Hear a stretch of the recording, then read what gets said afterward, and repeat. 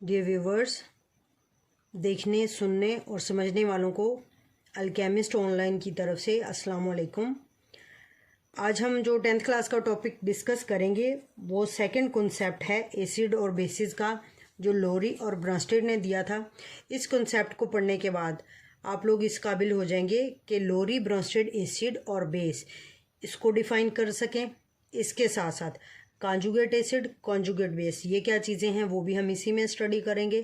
Third definition जो इसमें हम पढ़ेंगे वो होगी एम्फोटेरिक सब्सटेंस की, कि एम्फोटेरिक सब्सटेंस होते क्या हैं। लेकिन ये तभी मुमकिन है जब आप इस पूरे लेक्चर को गौर से सुने और उन तक लाजमी शेयर करते जाएं जिनके लिए ये चीज़ फ़ायदेमंद हो सकती है। वो कोई स्टूडेंट हो सकते हैं, टीचर्स हो सकते हैं, जिनकी आपकी नज़र में ये इल्म जिनके लिए बेनिफिशियल हो सकता है, उन तक लाजमी शेयर करें ताकि सीखने का ये जो सिलसिला चला है ये रुके नहीं, इसी तरह से जारी रहे और इसमें ज़्यादा से ज़्यादा लोग जुड़ते जाएं। जितने लोगों का फ़ायदा होगा उसके सदका जारिया में आप लोग बराबर के शरीक होंगे। Thank you. अब हम अपने टॉपिक की तरफ आते हैं। सबसे पहले लोरी और ब्रांस्टेड ये दो अलग साइंटिस्ट थे, इन अलग दो इंसान थे। इन्होंने अपनी थ्योरीज दी एसिड और बेस के रिलेटेड। इनकी थ्योरीज को इकट्ठा करके एक कॉन्सेप्ट बनाया गया जिसको Lowry Bronsted concept of acid and base बोलते हैं। सबसे पहले एसिड की डेफिनेशन।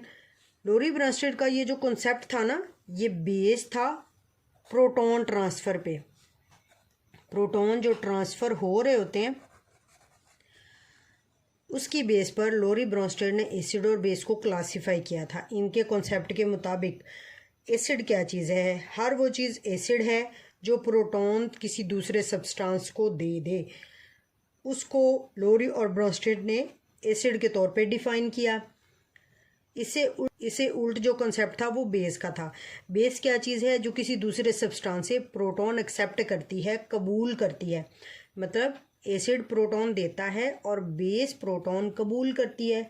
कुछ मिसालों की रोशनी में हम देखते हैं हाइड्रोक्लोरिक एसिड और अमोनिया। जब ये रिएक्ट करते हैं तो हाइड्रोक्लोरिक एसिड एसिड के तौर पे रिएक्ट करता है और अपना एक प्रोटॉन अमोनिया को दे देता है। अमोनिया को प्रोटॉन देने से जो है NH3 बन जाता है NH4+। इसको बोलते हैं अमोनियम आयन। एसिड ने प्रोटॉन दे दिया, प्रोटॉन तो इसके पास चला गया, तो इसके पास पीछे क्या बच गया? Cl negative ion. एसिड जब अपना प्रोटॉन दे देता है ना, तो उसके बाद उसके पास कोई ना कोई नेगेटिव आयन बच जाता है। अब एक नई चीज़ जो यहाँ पर हम पढ़ने जा रहे हैं, इसको ज़रा गौर से सुनना है। सबसे पहले देख लें कि ये इसने प्रोटॉन दिया, तो इसका मतलब कि ये हम लोरी और ब्रांस्टेड के मुताबिक हाइड्रोक्लोरिक एसिड एक एसिड है। चूँकि इस रिएक्शन में अमोनिया ने प्रोटॉन एक्सेप्ट किया, तो अमोनिया इस रिएक्शन में बेस है। एसिड और बेस के रिएक्शन से दो नई चीज़ें बन रही हैं। ये नई चीज़ें क्या हैं? कॉन्जुगेट एसिड और कॉन्जुगेट बेस। जो एसिड होते हैं ना, ये इससे जो चीज़ बन रही होती है वो होती है कॉन्जुगेट बेस। ये एसिड है, प्रोटॉन दे दिया इसने, प्रोटॉन देने के बाद ये जिस चीज़ में कन्वर्ट हो जाता है, इस चीज़ को हम बोलते हैं कॉन्जुगेट बेस। और जो बेस है, बेस एसिड से प्रोटॉन लेने के बाद इस फॉर्म में आ जाती है, और जो बेस रिएक्शन के बाद प्रोटॉन ट्रांसफ़र के बाद बेस प्रोटॉन लेने के बाद जिस चीज़ में तब्दील हो जाती है उसको हम बोलते हैं कॉन्जुगेट एसिड। इसी तरह से अगली मिसालें पढ़ लेते हैं। हाइड्रोक्लोरिक एसिड जब पानी के साथ रिएक्शन करता है तो क्या होता है? फिर भी ये अपना प्रोटॉन पानी को दे देता है और पानी H2O जिसका फार्मूला होता है, रिएक्शन के बाद ये तब्दील हो जाता है H3O+ में। इसको हाइड्रोनियम आयन बोलते हैं। हाइड्रोनियम आयन बन गया और एसिड का प्रोटॉन निकल गया, पीछे बच गया Cl नेगेटिव आयन। जैसा कि हम पीछे पढ़ चुके हैं कि नेगेटिव आयन बच जाता है प्रोटॉन निकलने के बाद।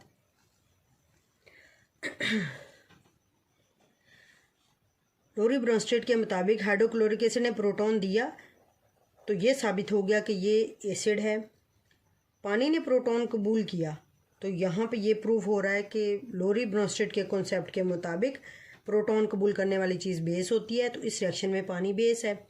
रिएक्शन होने के बाद हाइड्रोनियम आयन और क्लोराइड आयन बन गए। अब यहाँ पर एसिड से जो चीज़ बन रही है Cl नेगेटिव, इसको हम बोलेंगे कंजुगेट बेस।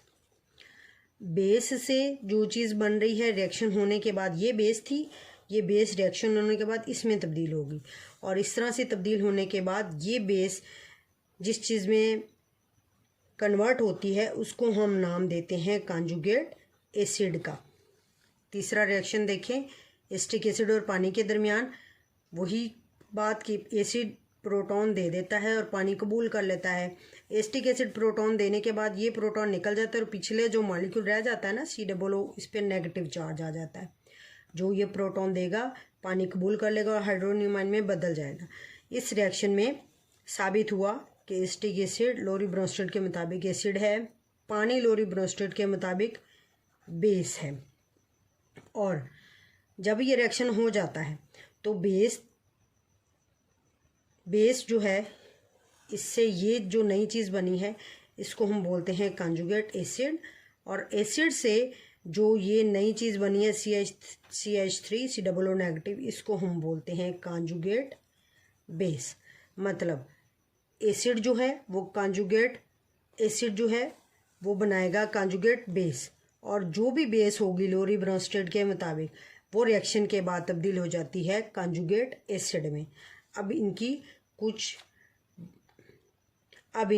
प्रॉपर डेफिनेशंस पढ़ते हैं कि कंजुगेट एसिड क्या है, कंजुगेट बेस क्या है। एक बात यहाँ पे ज़हन नशीन कर लें कि कंजुगेट एसिड बेस प्रोटॉन ले लेती है तो वो कंजुगेट एसिड बन जाती है। एसिड प्रोटॉन देने के बाद कंजुगेट बेस में तब्दील हो जाता है। प्रॉपर इनकी जो डेफिनेशन हम स्टडी करेंगे ना, तो कंजुगेट एसिड क्या है, found by accepting a proton by base. Base proton accept करने के बाद, प्रोटॉन को लेने के बाद, प्रोटॉन कबूल करने के बाद बेस तब्दील हो जाती है कंजुगेट एसिड में। दूसरी चीज़ होती है एसिड। एसिड जो होता है ये प्रोटॉन देने के बाद डोनेट करता है। एसिड लोरी ब्रोंस्टेड के कॉन्सेप्ट में दे रहा है ना प्रोटॉन, एसिड प्रोटॉन देने के बाद जिस चीज़ में तब्दील हो जाता है उसको हम बोलते हैं कंजुगेट बेस। यहाँ पर एक और एग्जाम्पल देखते हैं, वाटर और अमोनिया।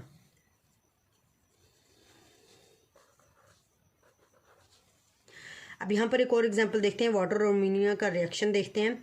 वाटर जो है अमोनिया जो है वाटर का प्रोटॉन ले लेती है, और इस तरह से अमोनिया है ये एक बेस के तौर पे रिएक्शन दे रही है, और यहाँ पर वाटर प्रोटॉन दे रहा है अमोनिया को, इसलिए ये यहाँ पर एसिड का रिएक्शन दे रहा है।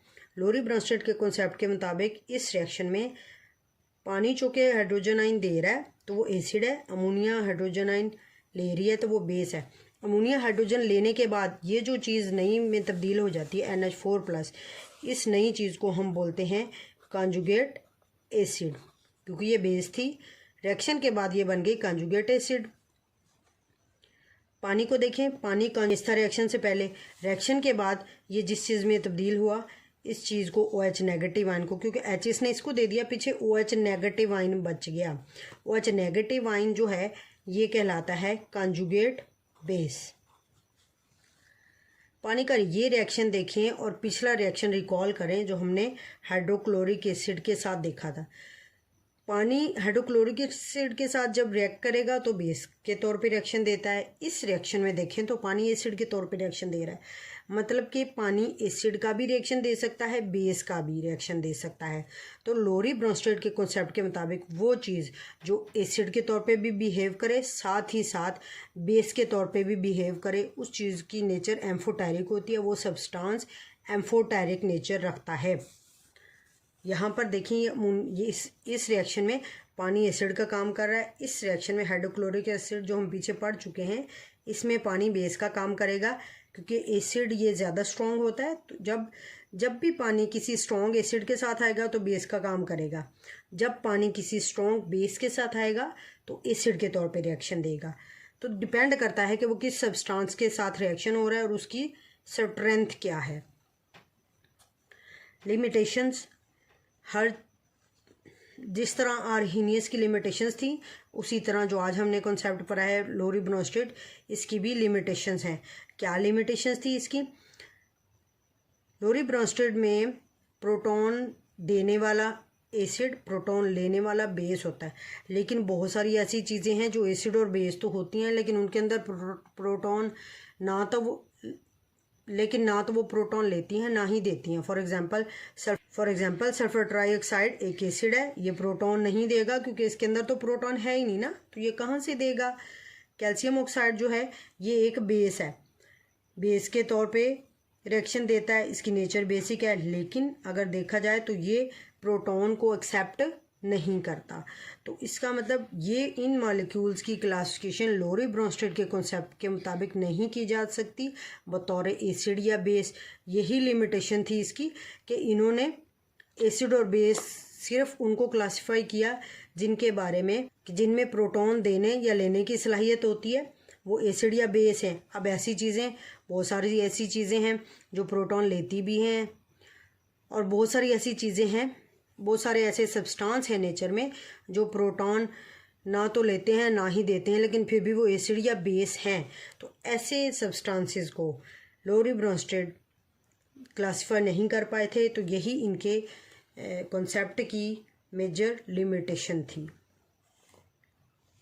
आज का लेक्चर इतना ही यहाँ पर ख़त्म होता है। Thank you. अपने प्यारों का ख्याल रखें और मेरे लेक्चर को ज़रूर शेयर किया करें ताकि बहुत से लोग इस इल्म से फ़ायदा उठा सकें। Thank you so much. अल्लाह हाफिज़।